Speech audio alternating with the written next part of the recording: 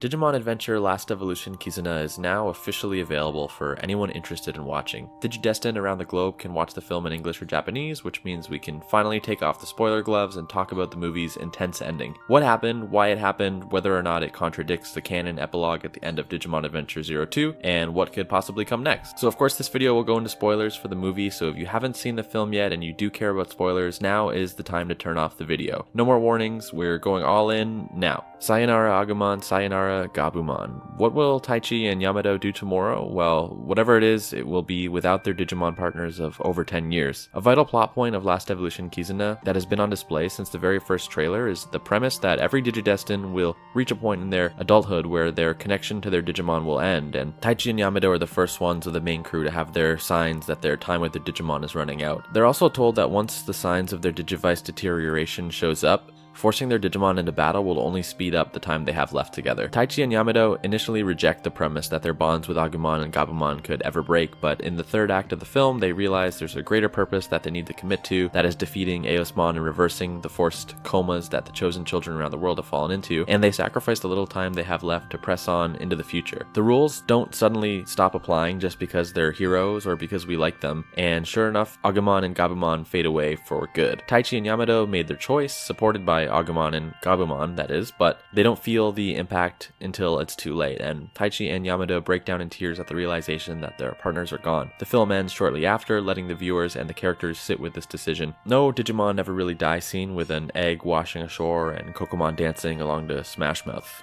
It's over. There's a lot to unpack with this ending, and I know it's going to be upsetting to some people. There are two main reasons, and I'll try my best to address both. The first is that, well, it's simply not the happy ending many fans hope to see for Taichi and Agumon. Second, because it ostensibly contradicts the canon ending of Digimon Adventure that we saw at the end of Adventure 02, where everyone has kids, Agumon and Taichi became lawyers, and Yamato and Gabumon went to space together. How could that happen if they're gone? In my spoiler-free review, I alluded to how both the ending of Kizuna and the ending of 02 can exist in unison without contradicting each other, and I'll use this video to explain how that is true. This may sound obvious, but I should introduce it once so we're all on the same page. The Digimon represent childhood itself, and in particular, our childhood hobbies. Agumon is Taichi's video games, Agumon is Taichi's Lego, Agumon is Taichi's soccer, just as Gabumon is Yamato's music. In the film, our new villain, Minoa, is dead set on keeping herself and the others stuck in the past, frozen in time, and Yamato and Taichi, who have always shouldered the weight of being the leaders and making hard, mature decisions in the group, make the call that as much as they love their Digimon, they and the others need to be prepared to move past them, or else they will literally always be stuck as kids. It's Toy Story 3 in a lot of ways. Agumon and Gabumon fading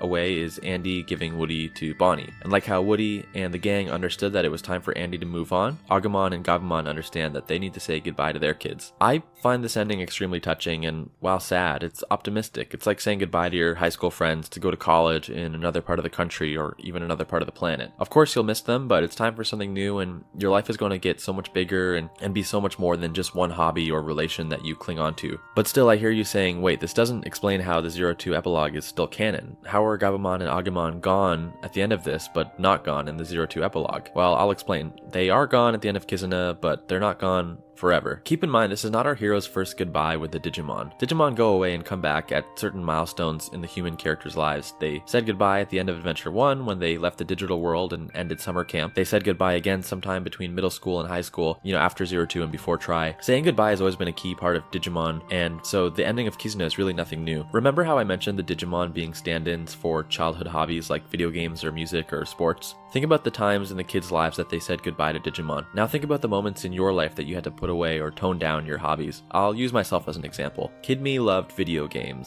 Then from the ages of 12 to maybe 14, I completely stopped playing games in an effort to seem cool or mature. I don't really remember, but I decided to label games as childish and put them away. I see a lot of teens do this, kind of condemning the things that they liked as younger kids, only to return to them later in life when they're more confident in liking what they like. So sometime around age 16 or 17, I got back into games in a big way. I suppose I had felt more comfortable with myself and had a better idea of what I did and didn't like. I then carried on my gaming hobby throughout university. I wasn't playing a lot, but I made friends who were into games, and I didn't hide the fact I liked games from them. After graduating, there was a time where I was playing significantly less, as I hustled and scrambled to get my foot in the door of companies, gain professional experience, and make a career for myself. Now I'm in my mid-20s, I've got a stable job and relationship, and yeah, I've found a way to fit games back into my life. So using me as an example, think about those periods I mentioned where I backed away from my childhood hobby, from my Digimon. In middle school, in the first half of high school, and then for a period of time after graduating from university. Sound familiar? It should, because it's the exact same time phases where our heroes and their Digimon separated. You go through these periods where you need to turn off your game console, say goodbye to your Digimon, but in adulthood and maturity, you find your way back to each other. So Taichi and Yamato say goodbye to Agumon and Gabumon in the movie as they exit university, and yet we see them with Digimon again in the 02 epilogue. Something changes in Taichi and Yamato's adult life that will let them see their Digimon again in the future, and what that is having children of their own. Okay, now this breaks from my personal example a little bit, as I don't have kids, but I'm claiming to have already reunited with my Digimon already. But consider this. Think about all the times you've heard people say that when they have kids, they're going to get them all the toys they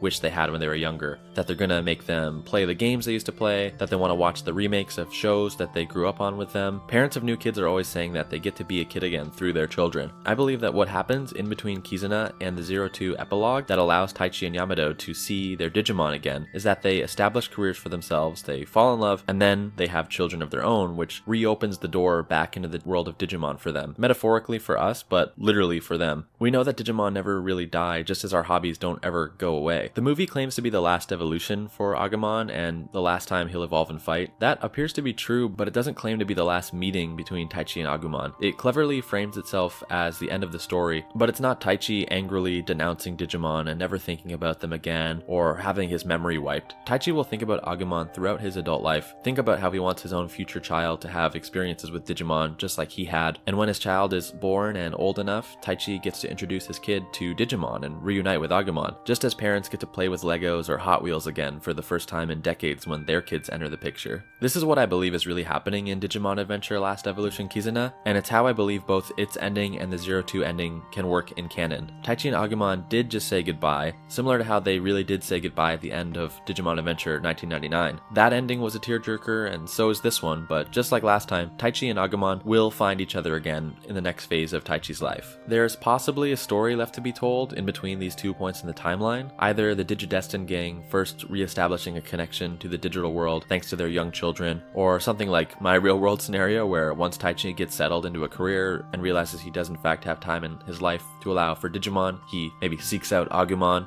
That could be kind of a cool story for the 25th anniversary of Digimon, but to be quite honest, I'm perfectly content with this gap where we know Taichi and the others somehow reforge a connection with Digimon, kind of like how you and I did. I'm guessing there were probably a couple years between 1999 and now, whether it was in high school or your early 20s, that you said goodbye to Digimon, and here you are, back watching the movie and watching this video. So that is my attempt at breaking down the end of Last Evolution Kizuna. Let me know what you thought in the comments, if what I said makes sense to you, or if you think I'm completely wrong and Kizuna's ending is a huge retcon, plot hole, or breaks the canon. What other questions do you have that you want to hear me answer about Last Evolution Kizuna? Ask them in the comments, and if I get enough good ones, I'll make another video answering your Kizuna questions. As always, please subscribe if you haven't already for Digimon content like this and coverage of the new 2020 anime reboot. I know subscribing is a pain, but it really does help the videos reach more people, and it'll help me reach my goal of 1,000 subscribers before the end of the year. Alright, talk to you in the comments.